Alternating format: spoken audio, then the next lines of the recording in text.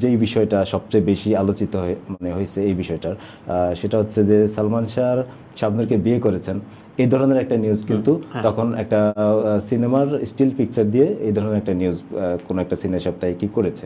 এখন একটা নিউজ এই ধরনের নিউজ করলে অবশ্যই নিউজের পক্ষে সত্যতা যাচাই করতে হয় বা প্রমাণ থাকতে হয়। তো সালমান শাহ যদি শাবনূরকে বিয়ে করে থাকে সেই বিয়ের ডকুমেন্টস কোথায়, তখন তারা কি সেটা ছাপছিল? সালমান শাহর বেডরুম পর্যন্ত ডনের যাতায়াত ছিল। তো ওই সৌহার্দ্যপূর্ণ সম্পর্কের ভিতরে পরবর্তীতে যখন ডন আসলে এখানে তখনই অপরাধী হয় যখন রিজভির জবানবন্দিটা চলে আসে। রিজভির জবানবন্দিতে ডনের যে ভূমিকা, এই ভূমিকায় তো আসলে ডন পুরোপুরি মানে পর্দায়ও ভিলেন, বাস্তবেও ভিলেন। এখন এইটা কতটুকু সত্য কতটুকু মিথ্যা এটা তো আদালত বিচার করবে, আইন প্রশাসন বিচার করবে। এবং উনি লাইসেন্স করা ব্যবহার করতেন।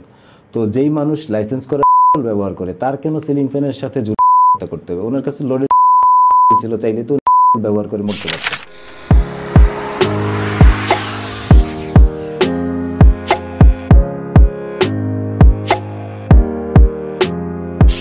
মানে সালমান শাহর এই ইস্যুগুলো নিয়ে বারবারই আসে। শাবনূর তার সর্বাধিক ছবির নায়িকা এবং দুটো বিষয়ে বারবার একটু বিতর্কের মধ্যে পড়েছে। একটি ইন্টারভিউতে বলেছে যে তাকে বোন ডাকতো, পরবর্তীতে আমার এই রুমে ডন সেটিকে খুবই ডিনাই করেছে, যে খুব হাস্যকর ভাবে ডন নিজে বলেছে যে এটা তো হতে পারে না, তাদের ভেতরে অবশ্যই প্রেম ছিল, বোন ডাকবে কেন? তো এই যে অনস্ক্রিন মিথ্যাচার বা ধোঁয়াশা, কোনটা মিথ্যা কোনটা সত্য তো আমরা জানি না। শাবনূর সম্পর্কে তোমার মূল্যায়ন কি এই সালমান শাহ কেন্দ্রিক? শাবনূর একজন নায়িকা এবং মৌসুমীর সাথে যখন জুটি ভেঙে গেছে, মৌসুমীর সাথে অভিনয় করবে না, তখন কিন্তু সালমান শাহ শাবনূরকে বেছে নিয়েছেন এবং তার সাথে একের পর এক সুপার ডুপার হিট সিনেমা উপহার দিয়েছেন। তো একটা জুটি যেহেতু দাঁড়াইছে, সেই জুটি নিয়ে তো ধরেন অনেক ধরনের গসিপ গুজব থাকবেই, এবং তখনও এটা ছিল। এখন এই জুটি দিয়ে যারা সিনেমা তৈরি করেছেন এবং খুব ভালো ব্যবসা করেছেন তাদের একরকম বিষয়, আর যারা চেষ্টা করেছেন এই জুটিকে ব্যবহার করতে পারেন নাই, তারা নানাভাবে নানা সময়ে নানান ধরনের গসিপ করেছেন, এটাই স্বাভাবিক, করবেই। তো ওই সময়ে এতগুলো সিনেমার যে সর্বাধিক সিনেমার নায়িকা, যে তাকে নিয়ে এবং সালমান শাহকে নিয়ে অনেক ধরনের গুজব তখন কিন্তু চলছিল। এবং প্রচ্ছদ সর্বস্ব ম্যাগাজিন বা সিনে সাপ্তাহিকী বা সিনে পত্রিকা যা ছিল, সেখানে নানা ধরনের গুজব, নানা ধরনের মিথ্যাচার এবং মানে তখন মন গড়া অনেক নিউজ প্রকাশিত হয়েছে। এইটা আসলে কেন, কে বা কারা করেছে তারা ভালো জানে। এবং সর্বশেষ যেই বিষয়টা সবচেয়ে বেশি আলোচিত হয়েছে এই বিষয়টার, সেটা হচ্ছে যে সালমান শাহ শাবনূরকে বিয়ে করেছেন এই ধরনের একটা নিউজ কিন্তু তখন একটা সিনেমার স্টিল পিকচার দিয়ে এই ধরনের একটা নিউজ কোন একটা সিনে সপ্তাহে কি করেছে। এখন একটা নিউজ এই ধরনের নিউজ করলে অবশ্যই নিউজের পক্ষে সত্যতা যাচাই করতে হয় বা প্রমাণ থাকতে হয়। তো সালমান শাহ যদি শাবনূরকে বিয়ে করে থাকে সেই বিয়ের ডকুমেন্টস কোথায়, তখন তারা কি সেটা ছাপছিল? ছাপে নেই। তারা জাস্ট মন গড়া একটা নিউজ করে দিছে। এবং এই নিউজের পরিপ্রেক্ষিতে যে কি হইতে পারে পরবর্তীতে সালমান শাহ কত ধরনের মানে ঝামেলা পোহাইতে হইতে পারে, এটা তারা চিন্তা করে নেই হয়তো, বা যদি করতো তাহলে এই ধরনের মিথ্যাচার নিউজ করতো না। এখন এই নিউজ কারা, কেন, কিভাবে করাইছে সেটা তারা ভালো জানে। এই বিষয়গুলো তদন্ত হওয়া উচিত। কারণ হচ্ছে সেই সময় কিন্তু সালমান শাহ শাবনূর জুটি খুব আলোড়ন সৃষ্টিকারী একটি জুটি ছিল, এবং মানে তাদেরকে ঘিরে অনেক রসালো গুজব ছিল। সেটা তো ছিল, কিন্তু স্টেটমেন্টে যেটা আসছে যে এই যে বোনের সম্পর্ক, পাশাপাশি সামিরা যেটা বলছিলেন যে মানে একটা বিয়ের জন্য চাপ দেওয়া হয় বা শাবনূরের সাথে কথা কাটাকাটি হয় বিভিন্ন মারফত, কয়েকজন মারফত এই ধরনের খবর। এই বিষয়টা তো সালমান শাহ নিজেই ক্লিয়ার করে গেছেন। উনি যাওয়ার আগের সময়টায় যখন এই নিউজটা হয়, তখন কিন্তু উনি মিকাডো চাইনিজ সেন্টারে একটা সংবাদ সম্মেলন করছিলেন এবং বিস্তারিত উনি নিজেই বইলা গেছেন। তো সেই বইলা যাওয়ার মানে বিষয়টা কি মানে একেবারেই ফেল না? ওনার বক্তব্য যেটা, সেটা তো উনি তখন সংবাদ সম্মেলনে বলছেন। এবং সেই সংবাদ সম্মেলন যিনি আয়োজন করছিলেন, নেপথ্যে যে ভদ্রলোক ছিলেন দুলাল খান, উনি তো জীবিত আছেন, উনিও সেই মানে বিষয়টা জানেন, তখনকার এই সংবাদ সম্মেলনের আয়োজন বা এই পুরো গল্পটা কিন্তু উনিও জানেন। তো এখন সালমান শাহ নিজেই স্টেটমেন্ট দিয়ে গেছেন ওই নিউজের পরিপ্রেক্ষিতে। তো সেখানে আপনারা আর আমার মানে নানান ধরনের কথা বললে তো এটা আসলে অযৌক্তিক। তারা ভালো জানে তাদের মধ্যে কি ধরনের সম্পর্ক ছিল। রাইট। এবার আসবো ডন সম্পর্কে তোমার। ডন যেহেতু তারা একসাথে অনেক সিনেমায় কাজ করছেন, একটা ভালো সম্পর্ক ছিল এবং সালমান শাহর বেডরুম পর্যন্ত ডনের যাতায়াত ছিল, তো ওই সৌহার্দ্যপূর্ণ সম্পর্কের ভিতরে পরবর্তীতে যখন ডন আসলে এখানে তখনই অপরাধী হয় যখন রিজভির জবানবন্দিটা চলে আসে। রিজভির জবানবন্দিতে ডনের যে ভূমিকা, এই ভূমিকায় তো আসলে ডন পুরোপুরি মানে পর্দায়ও ভিলেন, বাস্তবেও ভিলেন। এখন এইটা কতটুকু সত্য কতটুকু মিথ্যা এটা তো আদালত বিচার করবে, আইন প্রশাসন বিচার করবে। রিজভির বক্তব্যটা ছিল কি?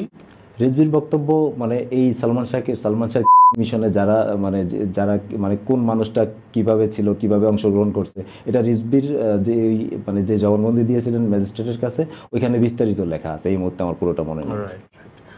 এবং এই ডনি কিন্তু আবার বিভিন্ন সাক্ষাৎকারে বলছেন যে উনি সালমান শাহর ড্রেস ডিজাইনার ছিল। এখন সালমান শাহর মৃত্যুর পরে কিন্তু অনেকেই অনেক ধরনের দাবি করে, অনেকে সালমান শাহ খুব ক্লোজ ছিলেন, একসাথে মানে আড্ডা দিচ্ছেন, খুব ভালো সম্পর্ক ছিল, অমুক ড্রেস ডিজাইনার, অমুক এটা এটা এটা। এখন সালমান শাহ তো জীবিত নাই, তো সালমান শাহ মরার পরে যারা অনেক কিছু তার ক্লোজ ছিল বলে, এটার কতটুকু সত্যতা এটা সালমান শাহ ভালো বলতে পারবে আর তারা ভালো বলতে পারবে। বারবারই বোধ বলেছেন যে মৃত্যুর দিনে উনি নৌকায় কোথায় খিচুড়ি খাচ্ছিলেন বগুড়ার দিকে। এবারে আসি সামিরা প্রসঙ্গে। সামিরা আসলে সামিরা যেই সালমান শাহর স্ত্রী, ওই হিসেবে ওনার প্রতি যথেষ্ট রেসপেক্ট আছে, কিন্তু ওনার বিভিন্ন সময়ের বিভিন্ন কথাবার্তা এবং ওনার নিজের যেই উপস্থাপন, এটা দেখে আসলে ওই শ্রদ্ধাবোধটুকু আর থাকে না বা রাখতে পারি না। একটা সময় ধরেন সালমান শাহ যাওয়ার পরে যখন ওনার ভূমিকা বিভিন্ন পত্রিকায় ম্যাগাজিনে যেভাবে আসছে জানতে পারছি, জানার পরে মনে হইতো যে না এই উনি সালমান শাহর খুনি।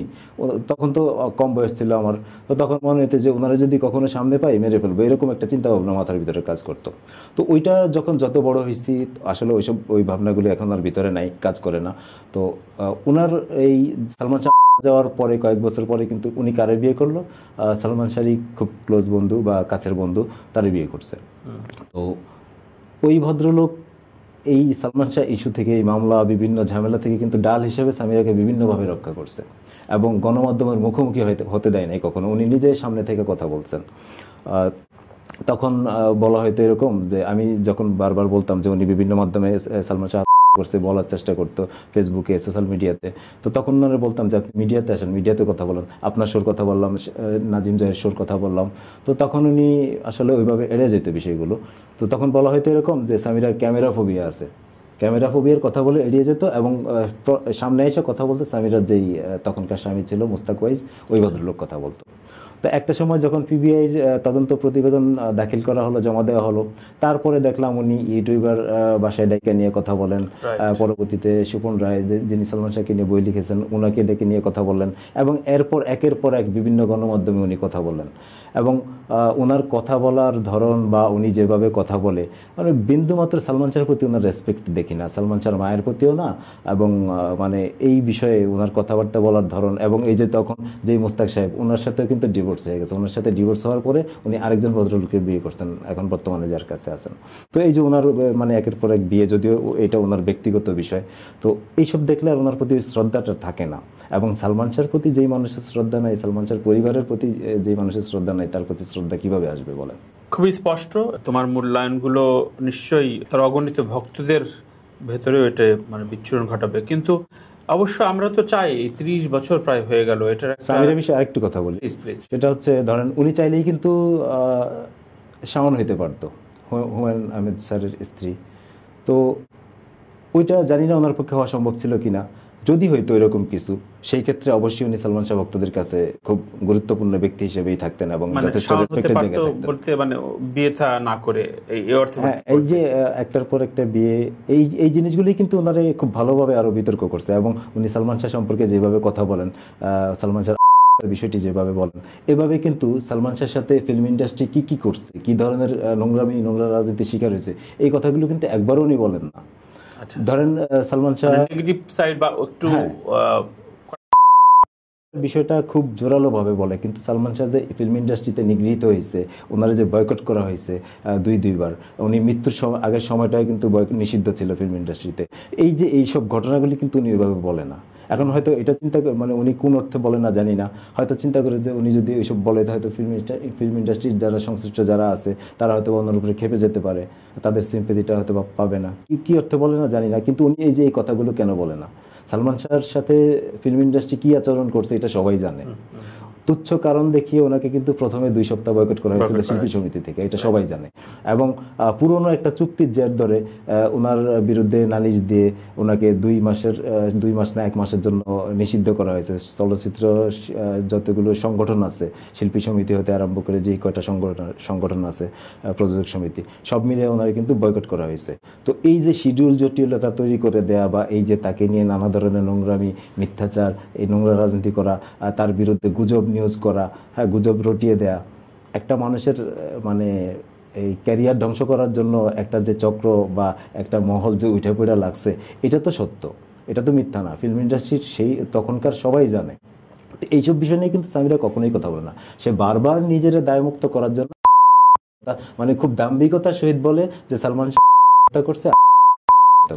তো এই মানুষের প্রতি ভক্তদের রেসপেক্ট কিভাবে থাকবে? তার বলতে চাচ্ছ এটাকেই স্টাবলিশ করার একটা মুহুর্মুহ প্রতিযোগিতা বা চেষ্টা সে করেছে। আর আরেকটা বিষয় যে সালমান শাহ কিছুক্ষণের জন্য ধরে নিলাম সালমান শাহ করছে, তো যেই মানুষ যার উপরে 3বার হামলা হয়েছে 3 জায়গায়, আবাহনী মাঠের কাছে, তারপরে চট্টগ্রামে, পূর্ব তেজতুরি বাজারে প্যাকেজ নাটকের শুটিংয়ে, তো এরপরে যখন উনি নিজের জীবনের নিরাপত্তা চেয়ে প্রেস ক্লাবে মানববন্ধন করলেন, সেই মানববন্ধনের আয়োজকও কিন্তু মানে দুলাল খান বা রবি আরমানরা ছিল তখন। তো এই রাষ্ট্রের কাছে বা প্রশাসনের কাছে, দেশের জনগণের কাছে উনি কিন্তু নিজের জীবনের নিরাপত্তা চেয়েছিলেন। এরপরে উনি 2জন বডিগার্ড নিয়োগ দিয়েছিলেন এবং উনি লাইসেন্স করা ব্যবহার করতেন। তো যেই মানুষ লাইসেন্স করা ব্যবহার করে তার কেন সিলিং ফ্যানের সাথে ঝুলে করতে হবে? ওনার কাছে লোডেড ছিল, চাইলে তো উনি ব্যবহার করে মরতে পারতেন। খুবই যৌক্তিক এবং খুবই প্রশ্ন তৈরি করে এসব বিষয়গুলো। এবং আর যে বিষয় মানে যেই ঘটনা সালমান শাহের সাথে ঘটছে ওই ফ্ল্যাটে 5 সেপ্টেম্বর রাতে বা 6 সেপ্টেম্বর সকালে, সেম ঘটনা যদি সামিরার সাথে ঘটতো, সালমান শাহ কি নিস্তার পাওয়া সম্ভব ছিল বা পেতেন নিস্তার? আমার তো মনে হয় না। তার মানে তুমি এখনো সন্দেহের তীর সামিরার দিকেই। এই মৃত্যুর দায় কোনোভাবে সামিরা এড়াতে পারে না, এই মৃত্যু যেভাবেই হয়ে থাকুক। এখন যেহেতু হয়েছে এবং পুলিশ তদন্ত করতেছে, আসলে এই বিষয় নিয়ে ওইভাবে মানে আর কিছু বলার থাকে না রয়েছে বিষয়টি। তবে এটার একটা বিহিত নিশ্চয়ই তুমি এবং আমরা সবাই চাই, দেশবাসী মানে সবাই চায়, যারা সালমান শাহকে পছন্দ করে সবাই চায়।